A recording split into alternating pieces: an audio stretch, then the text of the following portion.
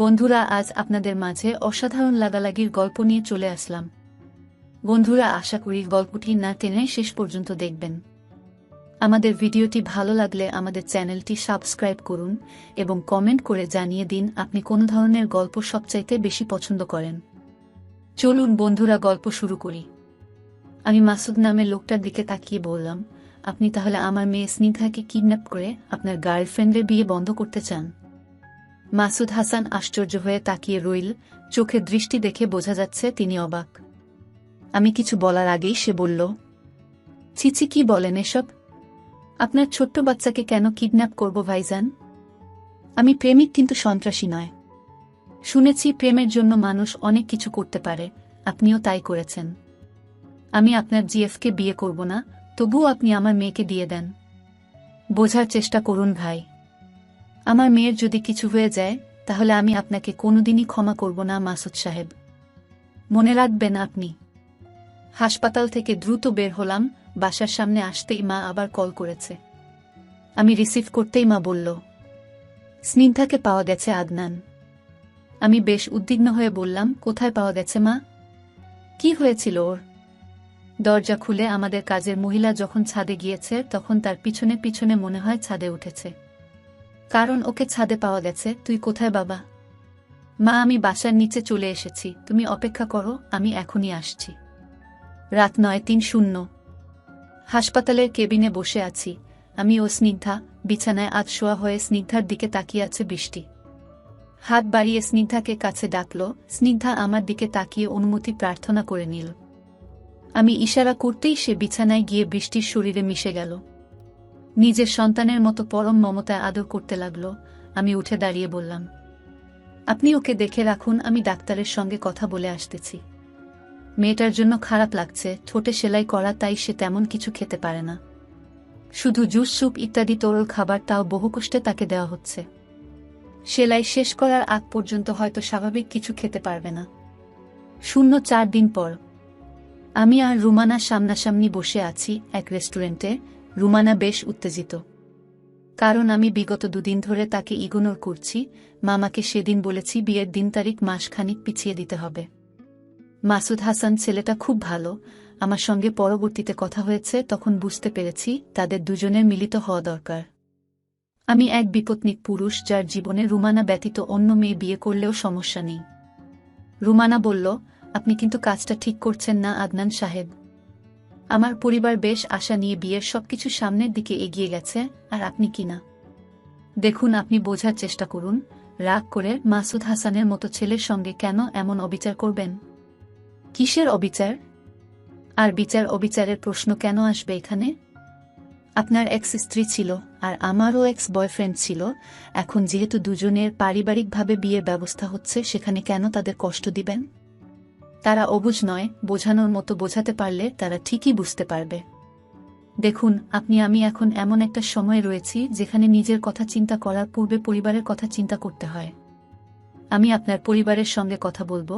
মাসুদ সাহেবের জন্য আমি একটা চাকরির ব্যবস্থা করতে চেষ্টা করছি। হয়তো ঢাকায় জবটা হয়ে যাবে তারপর আশা করি আপনার পরিবার কোনো আপত্তি করবে না। এত কিছু করে নিজেকে কি প্রমাণ করতে চান? কোনো কিছুই নয়। স্নিগ্ধা কোথায়? হাসপাতালে। হাসপাতালে কেন? কি হয়েছে ওর? কিছু হয়নি। সেদিন রাতে যে মেয়েটার সঙ্গে গাড়ি অ্যাক্সিডেন্ট করেছে, সেই মেয়েটা ওকে বেশ পছন্দ করে। মা গতকাল মুরাদপুর গেছে ফুফার বাসায়, আর তাই সকালবেলা স্নিগ্ধাকে নিয়ে অফিসে যাচ্ছিলাম। আমি প্রতিদিনের মতো আজও সকালবেলা হাসপাতালে গেলাম, সঙ্গে ছিল স্নিগ্ধা। তাই তখনই সে ওকে রেখে দিয়েছে নিজের কাছে। উনি এখন মোটামুটি সুস্থ। আমাকে ইগনোর করার এটাও কি একটা কারণ আদনান সাহেব? কোনটা? ওই আহত মেয়েটা? অসম্ভব। আচ্ছা, বাদ দেন এসব, চলুন আমিও আপনার সঙ্গে হাসপাতালে যাব। স্নিগ্ধাকে দেখতে খুব ইচ্ছে করছে, তাছাড়া সেই আপুটাকে দেখতে যাওয়া দরকার, যেহেতু সে আমার হুবু বরের গাড়ির সঙ্গে অ্যাক্সিডেন্ট করেছে। আচ্ছা ঠিক আছে। কেবিনের মধ্যে রুমানাকে রেখে আমি বাহিরে বের হলাম, কারণ বন্ধু পারভেজ ডেকেছে। বৃষ্টির ঠোঁটে সেলাই কাটা হয়েছে, কয়েকদিনের মধ্যে এখন সে মোটামুটি সুস্থ আছে। পারভেজ বলল, কিরে, কি অবস্থা তোর? সেই বিয়ের কি হলো?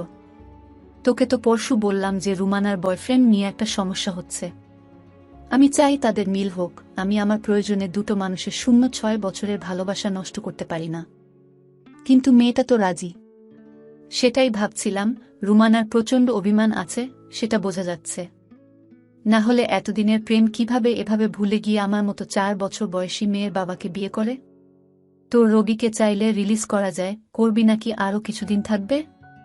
আর 2 দিন থাকুক, তারপর দেখি। আচ্ছা।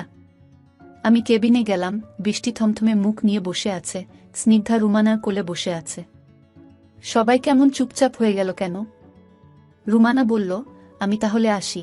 আপনি কি স্নিগ্ধাকে নিয়ে বাসায় যাবেন? হ্যাঁ, মা এসেছে বাসায়। সাবধানে যাবেন। রুমানা বের হয়ে গেল। বৃষ্টি এখনো চুপচাপ। আমি স্নিগ্ধাকে নিয়ে বের হবার প্রস্তুতি নিলাম। বৃষ্টি বলল, আপনার মেয়েটা বেশ আদরের সন্তান, সারাদিন কোনো দুষ্টুমি করে না।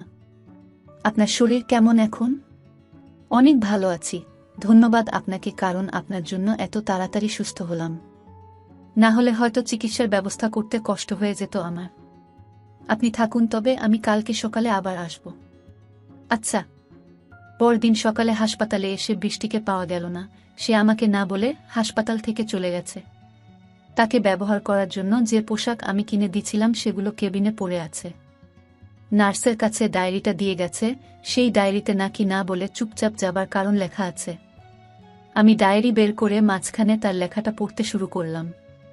আদনান সাহেব, আমার দেখা কিছু ভালো মানুষের মধ্যে আপনি একটা স্থান দখল করেছেন। কেউ চাইলেই কিন্তু ভালো মানুষ হতে পারে না, প্রকৃতি তাকে ভালো মানুষের গুণাবলী দিতে হয়। না বলে চুপচাপ পালিয়ে গেলাম, কারণ আমি চাই না আমার জন্য আপনার ভবিষ্যৎ জীবনে কোনো বাধা আসুক। স্নিধাকে আমার এতটা ভালো লেগেছে যে তার একটা নতুন মা আসুক, সেটা মনে প্রাণে চাই। কিন্তু আপনি আমার জন্য নাকি বিয়ের মতামত পরিবর্তন করেছেন, সেটা রুমানা আপুর মুখে শুনে নিজেকে পৃথিবীর অনেক বড় অপরাধী মনে হচ্ছে। আপনার কাছে আমার আকুল আবেদন রইল, আপনি অতি দ্রুত রুমানা আপুকে বিয়ে করে স্নিগ্ধার জন্য মানিয়ে আসুন। স্নিগ্ধাকে আমার অফুরন্ত ভালোবাসা জানাবেন। জীবনের কোনো এক পরন্ত বেলায় হলেও আমি ওকে দেখতে আসব। ইতি। বৃষ্টি। 2 দিন পরের ঘটনা। রুমানার বাবা আমাকে কল দিয়ে দেখা করতে বললেন। আমি অফিস থেকে সরাসরি তাদের বাসায় গিয়ে হাজির হলাম। আঙ্কেল আমার দিকে তাকিয়ে মোটামুটি লজ্জিত কণ্ঠে বললেন, একটা কথা বলার জন্য তোমাকে ডেকেছি। বলেন আঙ্কেল। মাসুদ হাসান ছেলেটাকে চাকরির ব্যবস্থা তুমি করে দিয়েছ? জি আঙ্কেল, মেধাবী ছাত্র, কিন্তু পরিচিত তেমন কেউ নেই বলে ভালো জব পাচ্ছিল না। তাই শুধু সামান্য চেষ্টা করছি। আমার এক বন্ধু আছে ঢাকায়, তাই সে ব্যবস্থা করেছে। রুমানা তাকে পছন্দ করে, তুমি নিশ্চয়ই জানো, তাই না? হ্যাঁ। আমি যদি তোমার সঙ্গে ওর বিয়েটা না দিয়ে মাসুদের সঙ্গে বিয়ে দেই, তোমার কি আপত্তি আছে আদনান? না না আঙ্কেল, আমি বরং খুশি হব। কারণ আমি নিজেই রুমানাকে বলেছিলাম সবকিছু যেন ভেবে সিদ্ধান্ত নেয়। তুমি বেশ বিচক্ষণ মানুষ, যদিও বলতে লজ্জা করছে তবুও বললাম। তবে তুমি যদি বলতে যে তুমি রুমানাকেই বিয়ে করবে, তাহলে আমি তোমাকে সঙ্গেই বিয়ে দেব। আপনি মাসুদ সাহেবের সাথে ওর বিয়েটা দিয়ে দেন, তাহলে দুজনেই সুখী হবে। মাঝে আপনারা মেয়ের সুখ দেখে তৃপ্তি পাবেন। অনেক খুশি হলাম। তুমি কিন্তু বিয়ের সময় তোমার মেয়েকে নিয়ে অবশ্যই আসবে। আচ্ছা, চেষ্টা করব। সূর্য ডুবে যাবার উপক্রম। ছাদে দাঁড়িয়ে স্নিগ্ধাকে নিয়ে আকাশে তাকিয়ে আছি। হালকা মৃদু বাতাস বইছে, পরিবেশ এখন বেশ ভালো লাগছে।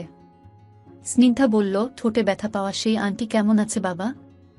আমাকে তার সঙ্গে কথা বলতে দেবে না বাবা? সে তো চলে গেছে আম্মু। কোথায় চলে গেছে বাবা? তার নিজের বাড়িতে চলে গেছে। কিন্তু আমাকে তো বলেছে আমাকে রেখে সে কখনো যাবে না। আমার তো আম্মু নেই, তাই সে আমার আম্মু হতে চায়। কে বলেছে তোমাকে? আন্টি বলেছে। জানো বাবা, তুমি যখন ছিলে না তখন আমি তাকে অনেকবার আম্মু ডেকেছি। তোমাকে সে ডাকতে বলেছে? হ্যাঁ, আর বলল যে তাকে আম্মু ডাকছি সেটা তোমাকে যেন না বলি। তাই?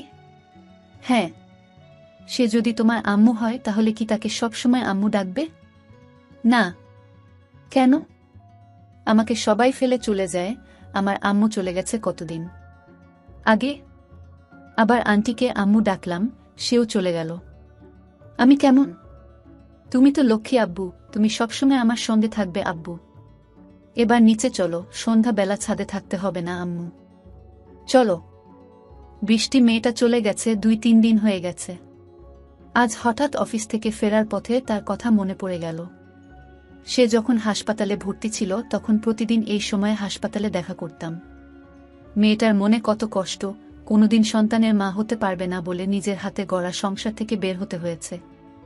বাসায় ফিরলাম মাগরিবের কিছুক্ষণ পর, কলিং বেল টিপ দিয়ে দাঁড়িয়ে আছি।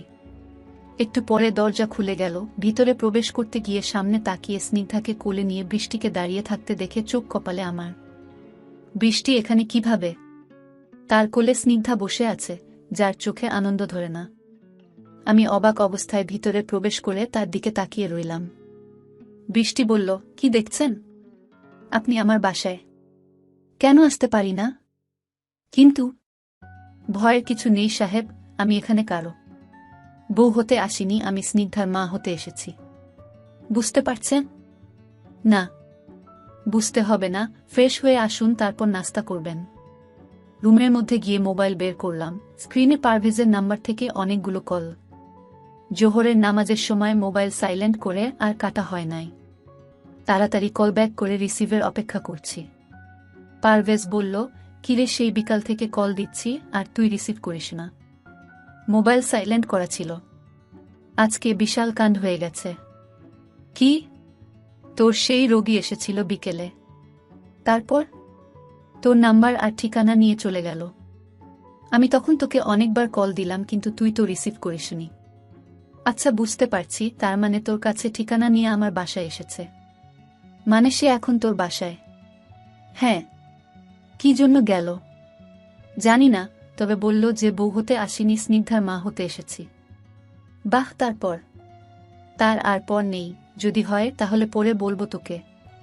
আচ্ছা। রুমের বাতি বন্ধ করে বেলকনিতে দাঁড়িয়ে আছি নিঃশব্দে। নাজমার কথা বেশ মনে পড়ে গেল। সে যদি অকালে চলে না যেত তাহলে আমার সঙ্গে এরকম একটার পর একটা ঘটনা কি ঘটত। আগামীকাল কি হবে আজ সেটা জানি না বলে পৃথিবী রহস্যময় ও এতটা সুন্দর। যারা গল্পটা পড়েছেন তাদের ধন্যবাদ, আশা করি পাশে থাকবেন। নতুন পাঠক যারা, তারা ফলো দিয়ে রাখুন।